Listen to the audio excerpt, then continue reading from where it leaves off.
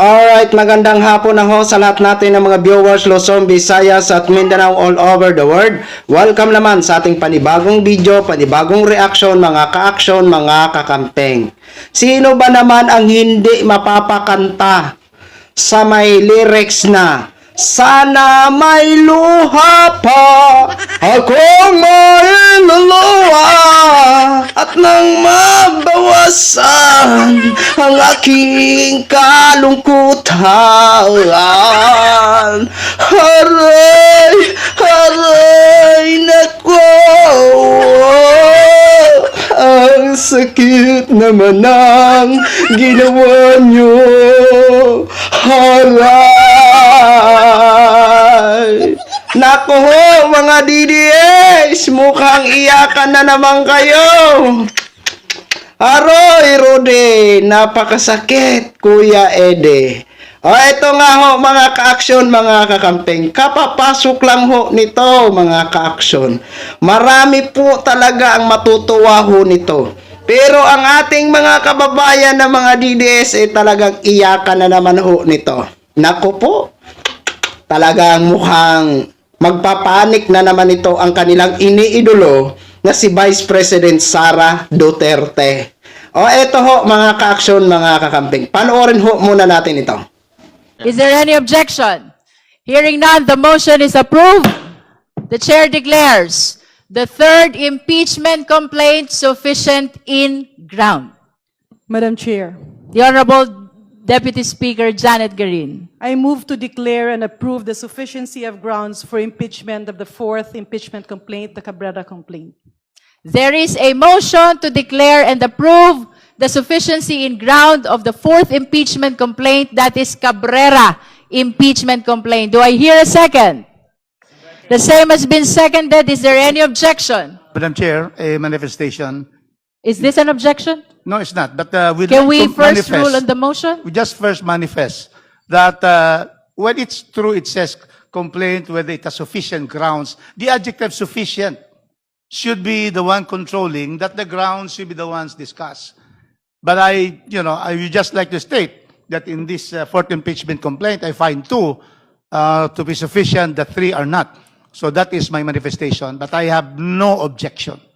The manifestation of the Honorable Rodriguez is noted by the committee. Hearing no objection, the chair approves the motion. The fourth impeachment complaint is declared sufficient in grounds. At this point, honorable members of the Justice Committee, we declare the conclusion of step 3. We declare the conclusion of the determination of sufficiency in grounds. Now, we proceed to step 4. That is the hearing proper. And in line with that, I wish to add that the evidence and witnesses which will be presented by both parties during the hearing proper will be part of our consideration in the determination of probable cause in our step 5. Having said so, the chair announces the predetermined schedule of our hearing proper. This includes March 25, 2026, April 14, April 22, and April 29. Sana may luha pa ang mga DDS na maluluha at nang mabawasan ang kanilang kalungkutan.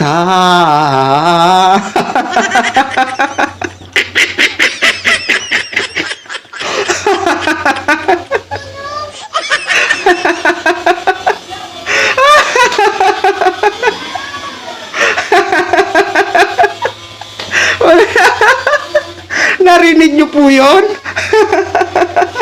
Sufficient in grounds. Ano na, mga DDS? Nako, kawawa naman ito si Congresswoman.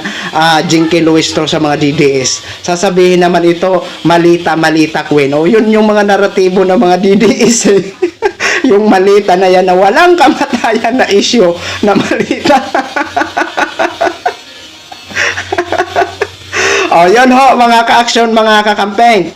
At least nalaman natin kung kailan ang mga susunod na mga hearing.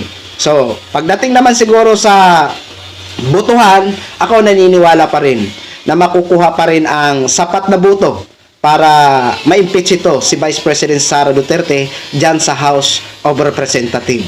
Okay? Yan po, no? Ako po, naniniwala ho talaga ako na talagang nananaig ang katotohanan. Di ba? Mananaig at mananaig pa rin ang katotohanan.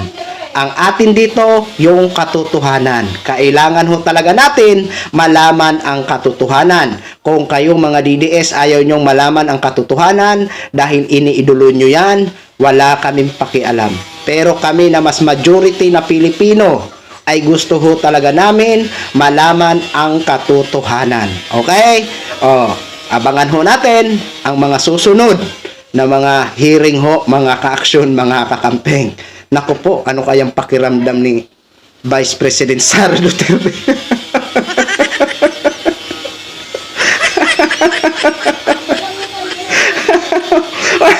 Mga DDS, mag-ano muna kayo ha, magtimpla kayo ng ice coffee para malamigan ang mga dughan.